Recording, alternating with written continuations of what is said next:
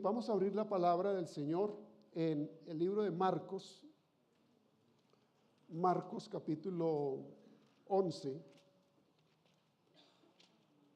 El tema que hoy voy a compartir con ustedes se titula La verdadera oración, fuente de poder. O sea que hay oración que no es verdadera. ¿Cuántos saben que la oración es una fuente? Pero es una fuente de poder a la que necesitamos acercarnos nosotros, a esa oración fuente de poder. Muchos saludos de mi esposa, está hoy cuidando la mamá. Entonces hoy está ministrando también a su señora madre, una anciana de 93 años. Le toca a ella ir a ministrarla una vez al mes. Vamos a abrir Marcos capítulo 11, les dije. 11, y vamos a leer el versículo 20. Marcos 11, 20. ¿Lo tienen todos? Marcos 11, 20. Y vamos a leerlo ahí en las pantallas, en voz audible, lo vamos a leer y vamos a hacerlo hasta el versículo 26. A la voz de amén. Amén.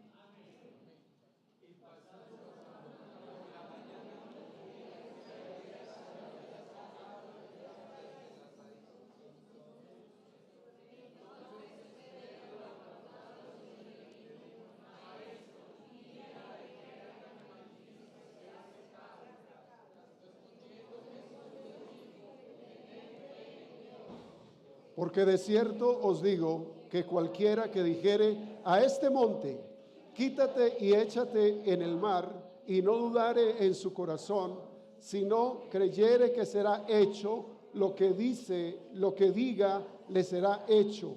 Por tanto os digo que todo lo que pidiereis orando, creed que lo recibiréis y os vendrá.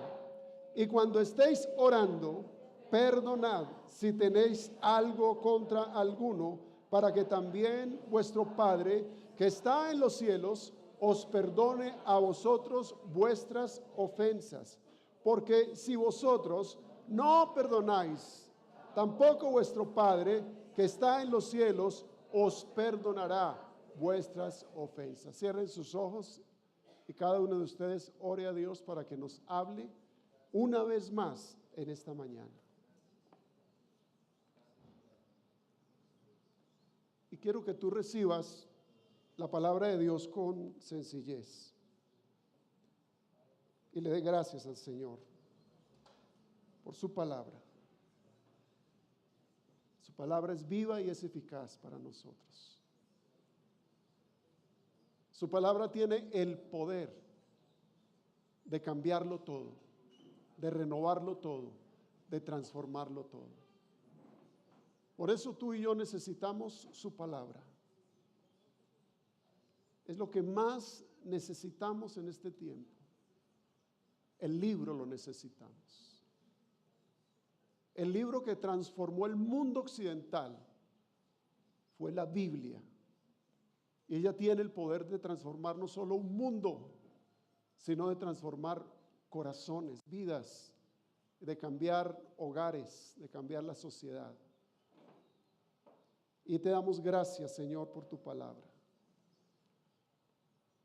Recibe toda la gloria y la honra en este día, Señor. En Cristo Jesús. Amén y amén. Bien, el texto que hemos leído nosotros hoy, que el Señor nos va a hablar hoy acerca de la oración como una fuente de poder. ¿Cuántos creen que la oración tiene poder? Que la oración ha tenido poder durante toda la historia, donde los hombres y mujeres decidieron orar al Dios del cielo. Y este texto está incrustado en un contexto, porque todo texto sin contexto es un pretexto. ¿cuál es el contexto entonces de este texto? Y es cuando el Señor pasa por una higuera y el Señor seguramente tenía hambre y quería comer el fruto de la higuera, pero la higuera no tenía absolutamente nada de fruto. Y cuando el Señor pasó y no vio fruto en la higuera, el Señor maldijo la higuera y esa higuera más tarde se secó porque el Señor pasó y no encontró fruto en ella. Ahora, no es tanto la referencia a una planta llamada higuera, porque la higuera, cuando ustedes lean acerca de la higuera en la Biblia, representa a el pueblo escogido de Dios. ¿Qué representa la higuera? Al pueblo escogido de Dios. Y más adelante, el Señor entra al templo y encuentra que en su templo, o que su templo se había convertido en un lugar de negocios. Esos negocios que se hacían en el pueblo, los que tenían más ganancias de ese negocio, donde estaban los cambistas, los que vendían palomas, los que vendían animales para los sacrificios, eran los sacerdotes de aquella época. Y cuando el Señor entra al templo, encuentra que las cosas no están tan correctamente ubicadas, y es que en el templo lo volvieron como un lugar de negocios. La casa de Dios se había vuelto un mercado. La casa de Dios estaba llena de mercaderes. Y el Señor, en los evangelios sinópticos, ustedes notan cómo el Señor entra a ese templo con una ira santa y empieza a volcar las mesas de los cambistas. Y el Señor dice lo siguiente, evocando un texto de Isaías, cuando Él da la verdadera razón del templo. Y ahí dice el Señor, mi casa será llamada casa de oración. Mi iglesia será llamada iglesia de oración. Y en otro texto dice que vinieron a Él los enfermos y el Señor los sanó. Y la casa del Señor, que es la iglesia, que eres tú y que soy yo, somos casa de oración, casa de sanidad, casa de restauración y somos casa de alabanza. Porque de entrar los muchachos a alabar a Dios, el Señor sanó y restauró personas y estableció el verdadero propósito de la vida. Y el verdadero propósito de una vida cristiana y de una iglesia y de una institución cristiana es que el Señor estableció y dijo, mi casa será llamada casa de oración, pero dice más, ustedes la han hecho una cueva de ladrones. Imagínense ustedes qué palabras tan pesadas las que dijo el Señor cuando dijo, ustedes han hecho de la casa de Dios, de la casa de mi Padre, una cueva de ladrones. Y en ese contexto es que el Señor nos está hablando a nosotros hoy. Porque estos versículos que hemos leído tienen que ver con la fe en los milagros. ¿Cuántos de nosotros tenemos fe para que sucedan milagros? Porque este texto es una herencia que el Señor dejó a los apóstoles y todos aquellos que quieren caminar por la fe y creen en las promesas del Señor. Porque la Biblia dice que nosotros andamos por fe y no por vista. Recuerden lo que dice la palabra, caminamos por fe en esta tierra y no por lo que nuestros ojos naturales están viendo. O sea que aquí nos está hablando el Señor de algo poderoso y es la necesidad de caminar en la fe. Todas las cosas, dice el versículo, por las que tú ores, creyendo, tú las recibirás. Todo aquello por lo que tú ores y que esté ajustado a la expresa voluntad del Señor, ustedes lo van a recibir. Hebreos 11:6 dice, es pues la fe, 11:1, perdón, es pues la fe, la certeza de lo que se espera y la convicción de lo que no se ve. Noten lo que es la fe. Entonces yo he definido la fe en una palabra. Ese versículo lo he condensado en una sola palabra. La fe es certeza. ¿Y qué es certeza? Seguridad, confianza, que aquello por lo que yo he creído, el Señor lo va a hacer. Aquello que vemos en el ámbito de lo espiritual, que podríamos decir que la fe, esta expresión de la fe es como una expresión como tan etérea, pero lo que quiere el Señor es que aquello que nosotros creemos se pueda cristalizar en nuestra vida. Lo que ya vimos en el Espíritu Santo y pedimos al Señor en oración, lo vamos a ver cristalizado, lo vamos a poder palpar, lo vamos a poder abrazar, porque eso es aquello que simplemente nació en el ámbito de la fe. Entonces, la fe es un ámbito, la fe es un ambiente en el cual cada uno de los cristianos nos movemos en él. ¿Cuántas personas se quejan de que no disfrutan la oración? Y quiero decirles que la oración es un disfrute. ¿Cuántos disfrutan orar? En serio, ¿cuántos disfrutan orar? Entonces la oración no puede convertirse para nosotros en una obligación.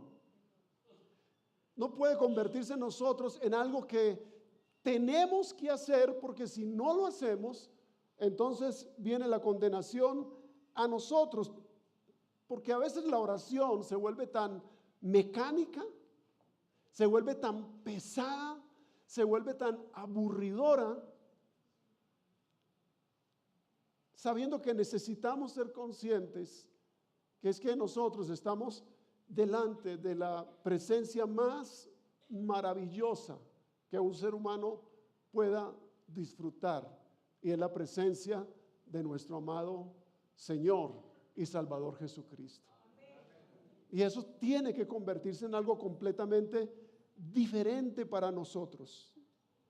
Entonces el propósito de esto que estoy compartiendo con ustedes es considerar la oración de hoy en adelante como uno de los ejercicios más deleitables de la vida, de lo que un cristiano puede disfrutar.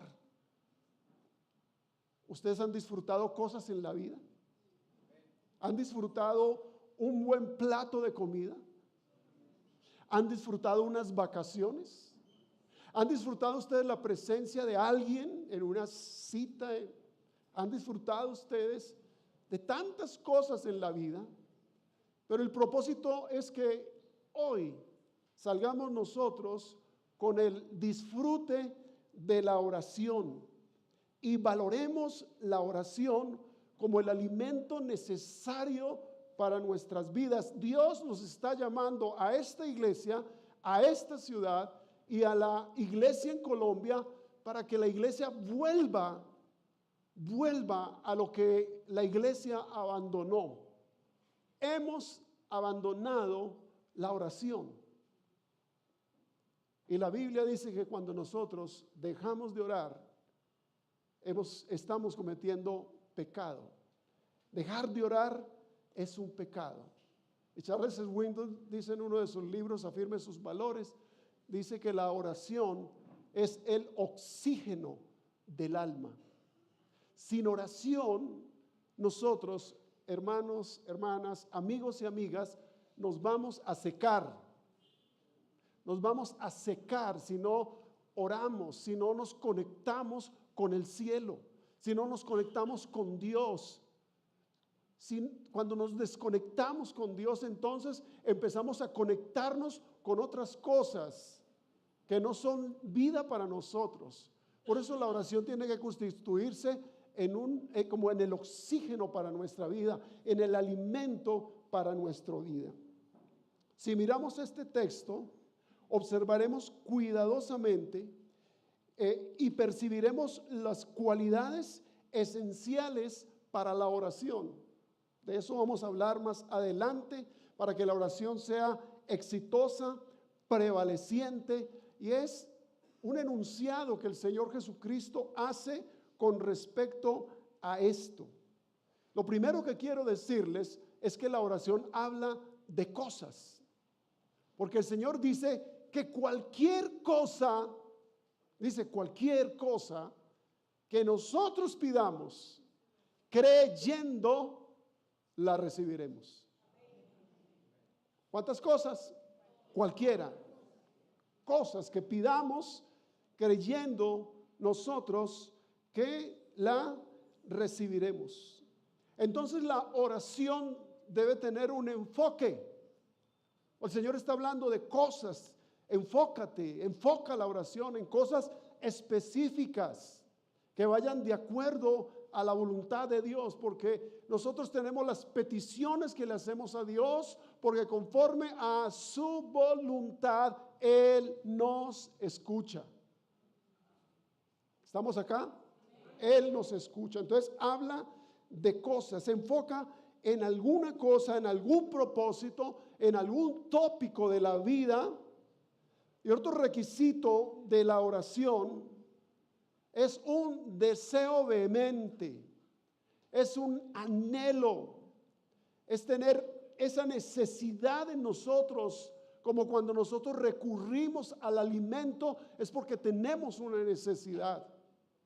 Por tal razón, el Señor nos habló en Lucas capítulo 18 sobre la necesidad de orar siempre y no desmayar. ¿Para cuántos de ustedes orar es una necesidad? ¿Para cuántos de ustedes orar es una necesidad? Si no tienes necesidad de orar, dile: Señor, coloca en mí la necesidad, la urgencia de orar más, Señor. Porque el principal deseo de la oración es Dios mismo. Es porque yo quiero pasar un tiempo con Dios, con la grandeza, el poder de Dios, con el Rey de los reyes, el Señor de los señores. Por eso Isaías 26:9, primera parte A, dice: con mi alma te he deseado en la noche, y entre tanto dure mi espíritu dentro de mí, madrugaré a buscarte. Eso fue como una decisión, y debería de ser un enunciado, una decisión, una premisa en nuestra vida, y es que entre tanto nuestro espíritu dure dentro de nosotros, vamos a buscar a nuestro Dios. Amén. ¿Están convencidos de esto? En este texto que leímos, vamos a encontrar 3 leyes de la oración. 3 leyes de la oración. Lo primero que quiero decir es que la oración debe tener un alto contenido de fe. ¿Qué debe tener la oración? Un alto contenido de fe. O sea que la oración sin fe, ¿qué es? Es una oración muerta, sin sentido, es una oración que no va a ningún lado. Entonces la oración debe tener un alto contenido de fe. Y según el versículo 22 y 23 nos dice que nuestra fe debe de estar focalizada en Dios. Debe descansar en el autor y en el consumador de la fe. ¿Quién es el autor y consumador de la fe? Jesucristo mismo es el autor y el consumador de la fe. En Hebreos 11:6 dice: pero sin fe es imposible. No es posible agradar a Dios. O sea que si tenemos fe, agradaremos a Dios. Si nuestra fe crece cada vez más, estaremos agradando a Dios. Sin fe es imposible agradar a Dios, porque es necesario que el que se acerca crea que le hay y que Él es galardonador de los que le buscan. ¿Cómo le parece que la fe nos enfoca en Dios? ¿Cómo entender que cuando oramos estamos cara a cara, frente a frente con el Señor, como si estuviera frente a una silla, frente a nosotros, y Él está ahí y nos está escuchando y nosotros lo estamos escuchando a Él? Pero Él dice, sin fe es imposible agradar a Dios. ¿A cuántos de nosotros nos falta fe? Yo creo que nos falta a todos nosotros crecer más en la fe. ¿Y cómo crezco yo en la fe? ¿Cómo puedo yo crecer en fe? Bueno, yo buscando su presencia, orando, pasando más tiempos con el Señor, mi fe empieza entonces a crecer. Entonces, en el versículo 23 nos habla de una vida de fe. Esa vida de fe es asequible a cualquiera de nosotros, a cualquier persona que se acerca a Dios. No es para los más letrados, no es para los más espirituales, no es para la gente más piadosa de la iglesia, es para cualquier persona que se quiera acercar al Señor. Cualquier persona que esté dispuesta a desarrollar una vida de fe tendrá acceso a que el Señor le responderá a cualquier cosa. Es que yo no he sido, es que apenas llevo 15 días en la iglesia, un mes en la iglesia. Tiene acceso para su vida también. Una fe tan poderosa para mover montañas. Ustedes han estado frente a una montaña y cuando el Señor dice, y cualquiera que le diga a esta montaña, quítate y échate a lo profundo de la mar, dice, le será hecho. La frase trasladar montañas, escuchen bien esto, esta frase se aplica entre los judíos, que es el pueblo de Dios, para suprimir y superar dificultades. Entre los judíos, la expresión mover montañas es suprimir o trasladar o quitar dificultades. Entonces, la fe, escuchen bien, es un eliminador de montañas. ¿Qué es la fe? Un eliminador de obstáculos y de montañas. Y la fe tiene muchos enemigos, ¿cierto que sí? Pero cuando yo tengo fe, es tan poderosa la fe, como dice el Señor, si tuvieres fe como un grano de mostaza, que es de las más pequeñas de las semillas, tú podrías decirle a una montaña, quítate de mi camino, échate en lo profundo de la mar.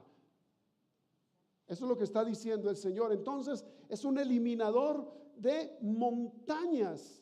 Quiere decir que si tenemos fe verdadera, el poder de Dios nos va a llevar a nosotros a resolver cualquier tipo de dificultades. No hay dificultad que se quede ahí. No hay montaña que se quede ahí. No hay obstáculo que se quede ahí. Eso va a ser removido, va a ser quitado, va a ser eliminado cuando tú y yo comencemos a desarrollar una vida de fe, una fe que desata el poder de Dios. Nosotros tenemos un arma poderosa en nuestras manos, en nuestras vidas, que es la fe. Ustedes recuerdan lo que dice Efesios capítulo 6 y versículo siguiente, cuando dice, y tomad el escudo de la fe para que podáis apagar los dardos de fuego del maligno. Tantos dardos que uno recibe a diario y es cuando más necesitamos la fe. Esa fe que mueve montañas, esa fe que puede repeler los dardos de fuego del maligno, porque todo el tiempo el diablo, Satanás, está enviando dardos para socavar nuestra fe, para destruir nuestra fe. Por eso el apóstol Pablo dice lo siguiente: y la fe viene por el oír, y el oír por la palabra de Dios. La palabra de Dios es un comburente de la fe. La palabra de Dios activa nuestra vida de fe. Por eso necesitamos que la Biblia nos lea para convertirnos en hombres y mujeres de fe. La fe, entonces, es una cualidad esencial de la oración exitosa. Porque hay una pregunta que quiero hacerles a ustedes y me hago a mí mismo. ¿Creemos que aquello que oramos, el Señor nos lo va a responder? Escuchen bien lo que estoy preguntando. ¿Crees tú que lo que oras a Dios, Dios te lo va a responder? ¿Crees eso? ¿Cuántos han orado cosas y el Señor las ha respondido? ¿Cuántos han orado cosas? Cualquier cosa. La oración es tan poderosa la oración, que hace más de 20 años, una corta oración salvó mi vida en un accidente automovilístico. Los que no sabían, hace más de 20 años íbamos por una carretera en Río Sucio, allá donde la creación se la atribuyen al diablo, donde hacen segundo lugar en el mundo donde hacen fiestas alusivas a Satanás, donde se consagran esas fiestas para Satanás. Un día de tantos el diablo quiso destruir mi vida, matarme, y un camión 600 venía contra mí. Yo recuerdo perfectamente que hice una cortísima oración, una corta oración de fe que salvó mi vida. Yo que estuve allá, sé lo que les estoy diciendo. Una oración de fe poderosa puede salvar tu vida y puede salvar la vida de cualquier persona. Crean eso. La oración tiene tanto poder que ponemos las manos sobre un enfermo y el Señor lo sana. La oración tiene tanto poder que ponemos la mano sobre una persona y le sale un dedo, si no tiene un dedo, le sale un dedo. El Señor empieza a crear órganos nuevos, cosas nuevas, y empieza a hacer milagros poderosos. ¿Ustedes recuerdan a nuestra hermana Ana María que murió? El Señor, en esos días antes de morir, le iban a hacer una cirugía y el Señor le puso huesos nuevos a ella. Eso lo hace Él. Un milagro es una impronta, es un sello del cielo a nuestras vidas. Simplemente porque creímos o porque alguien creyó que nosotros podíamos recibir ese milagro. Entonces, la fe es una cualidad de la oración. Creed que ya lo habéis recibido. ¿Cómo les parece a ustedes que yo oro algo hoy y salgo de este lugar como si ya lo hubiese recibido? ¿Cómo? Que oro algo de cualquier cosa a Dios hoy y salgo con el paquete debajo del brazo, como si ya lo hubiera recibido. Eso es tremendo, ¿no? Como si yo ya lo hubiera recibido, como ya lo obtuve, ya lo vi, ya lo tengo. Eso es la fe. Eso es lo que hace la oración de fe. Y recuerden, hermanos, que la oración no dejará de ser una conexión con el cielo. Una conexión con el cielo. Tú te conectas con el cielo. Con el cielo te conectas. Y las respuestas Dios las envía desde el cielo. Entonces, sin fe en la oración, será imposible agradar a Dios. Porque es necesario que el que se acerca a Dios crea que le hay y Él es galardonador de los que le buscan. La oración por fe trae galardones y recompensas. No salimos con las manos vacías cuando entramos al lugar secreto, al lugar de la oración. No salimos con las manos vacías. ¿Cuántos saben eso? ¿Cuántos están conmigo y creen que no saldremos con las manos vacías? Segundo, ¿cuál fue el primero? El segundo es que la oración debe de ser expectante, debe crear expectativa, debe crear expectación en nosotros del cumplimiento, de que las cosas por las que estamos orando las recibiremos. Es más, ya las hemos recibido, porque la Biblia dice que antes que nosotros pidamos algo, el Señor ya nos ha respondido. Porque el Dios que nosotros adoramos ahora rato, ese Dios que adoramos ahora rato, conoce el final desde el principio. ¿Cómo le parece esto tan tremendo? El Señor conoce tu final desde el principio. ¿Y cuánto les gustaría saber cómo va a ser el final?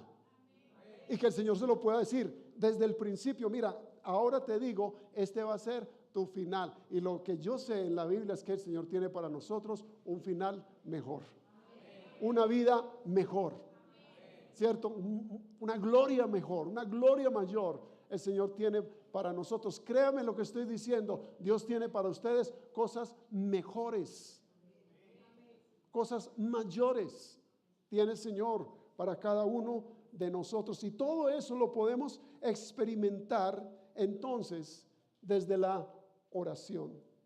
Por eso la oración, como es expectante, se tiene que llenar también de esperanza, de esperanza.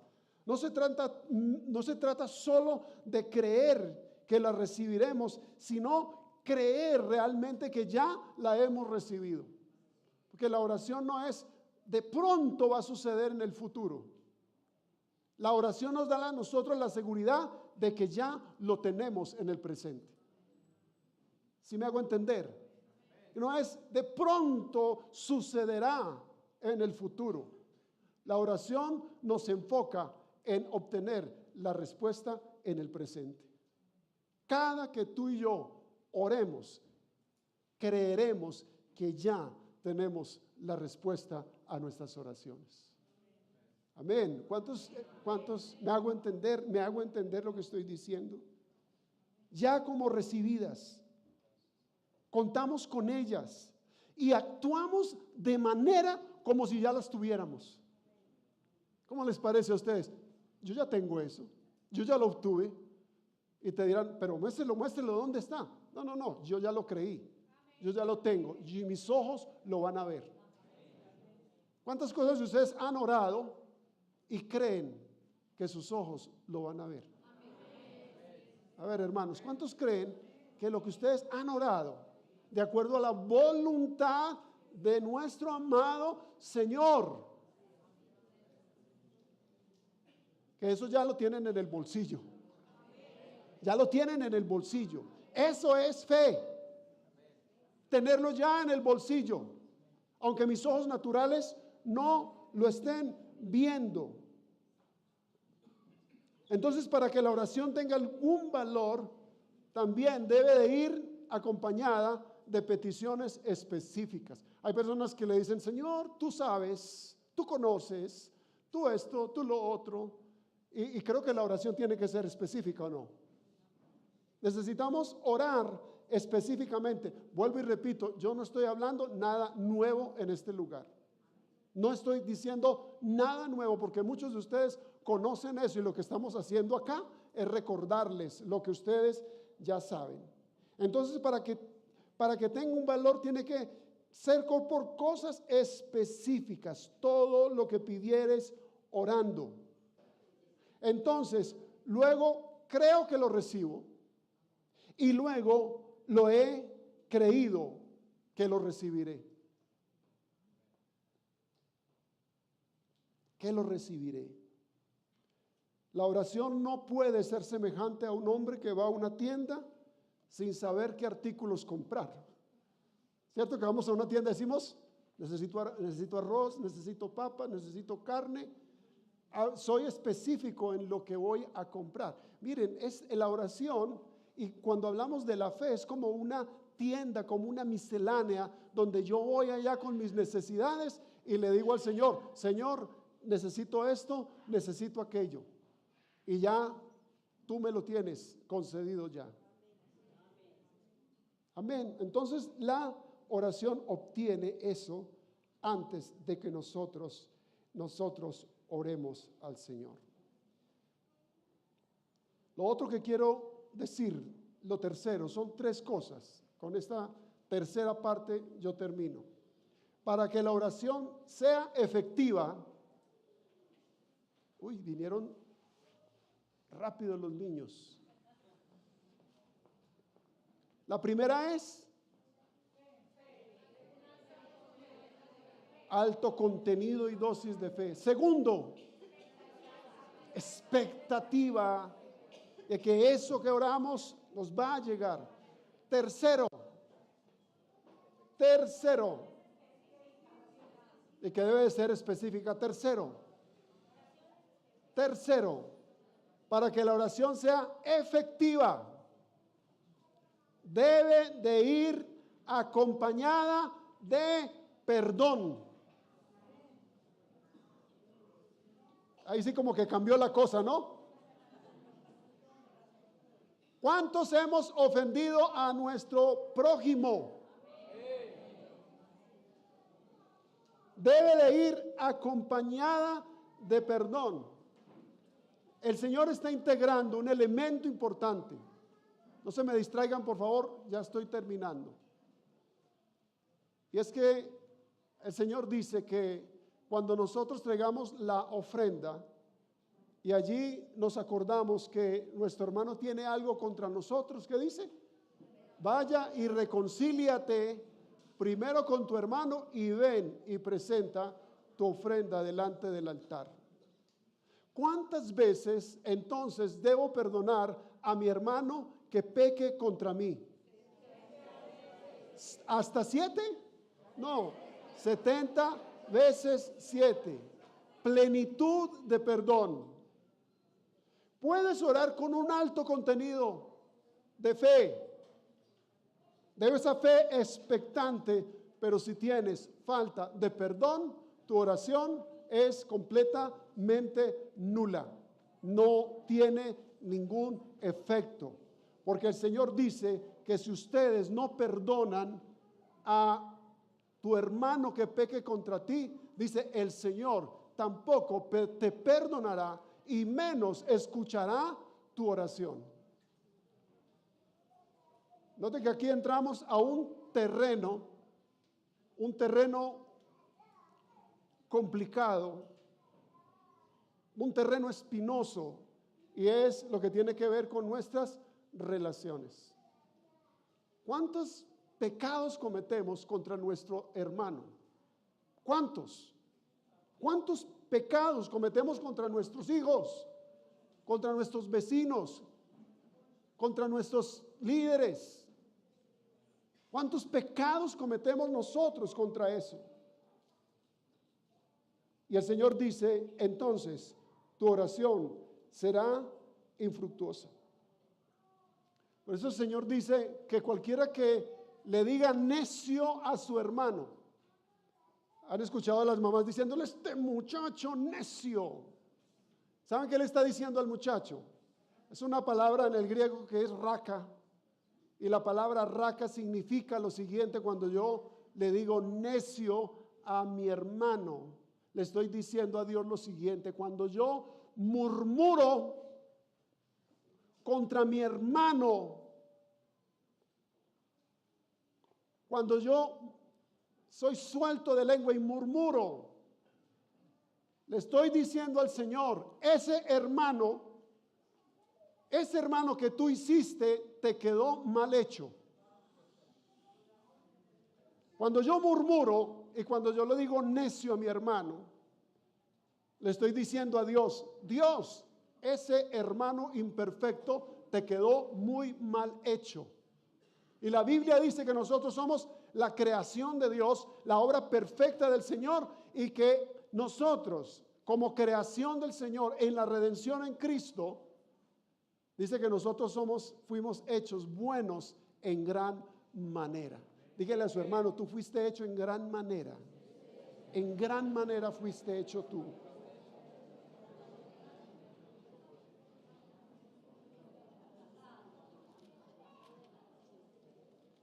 Y dígale a su hermano, cerraré mi boca y no hablaré mal contra ti.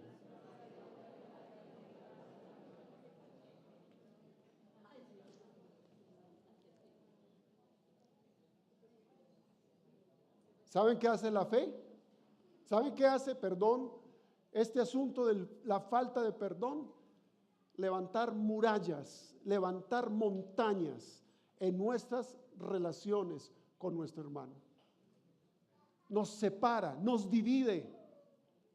Cuando empezamos a denigrar, cuando empezamos a odiar, a no perdonar al hermano que peque contra nosotros. Y el Señor es categórico en lo que está diciendo. La oración de un amargado no puede atravesar el muro de su propia amargura. La falta de perdón cierra los cielos a las respuestas a las oraciones. Cierra los cielos. Todo se cierra, se clausura. El cielo se cierra, los milagros no suceden por la falta de perdón. Dice, tampoco vuestro Padre. Dice, tampoco vuestro Padre perdonará vuestras ofensas. Hermano, eso es claro. Y cada uno de nosotros decidirá lo que hemos de hacer con respecto a las ofensas que hacemos y las ofensas que hacen contra nosotros.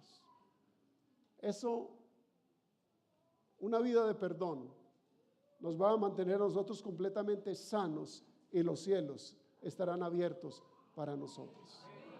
Amén. Termino con el texto de Filipenses 4, 6 y 7 en la Nueva Traducción Viviente. No se preocupen por nada. En cambio, oren por todo. No se preocupen por qué, por nada. En lugar, oren por todo y díganle a Dios lo que ustedes necesitan y denle gracias por todo lo que Él ha hecho.